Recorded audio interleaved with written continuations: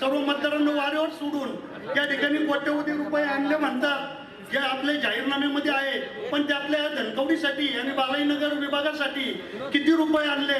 आणि ज्या वेळेला 2.5 वर्ष आले महापालिकेमध्ये नगरसेवक नाहीये, तर आमदार निधी नगरसेवकांना देऊन इथलं विकास कामं का झाली नाही त्याचंही उत्तर त्यांनी दिलं पाहिजे।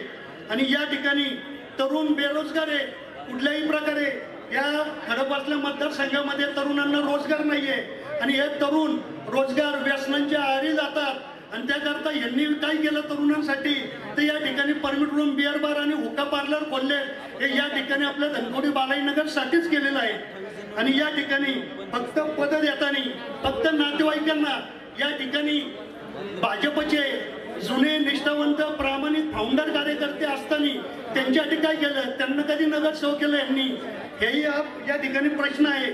आणि कार्यकर्त्यावर त्यांनी आजपर्यंत केलेला अन्याय, अवैध या भागामध्ये दारू धंदे, या भागामध्ये विविध गैरप्रकार चालतात, गुन्हेगारी चालती, त्यासाठी त्यांनी काय केलंय, या धनकवडी बालाईनगरमध्ये आजपर्यंत त्यांनी कुठली विकास कामं केली नाही। आज या ठिकाणी या बालाईनगरला असेल, धनकवडीला असेल, भाजी मंडई रस्त्यावर भरती, आजही भाजी मंडई नाहीये, त्यांना गार्डन ना या ठिकाणी खेळण्यासाठी क्रीडांगण ज्येष्ठ नागरिकांसाठी कुठलाही विकास काम झालेलं नाहीये। आज या ठिकाणी आपण बाहेर सातारा रोडला बघितलं BRT मार्ग आहे, हा BRT मार्ग अतिशय अयोग्य पद्धतीचा आहे की ज्याने प्रकारे BRT मार्ग बंद व्हायला पाहिजे, पण तो होत नाहीये। धन्यवाद। जय हिंद, जय महाराष्ट्र।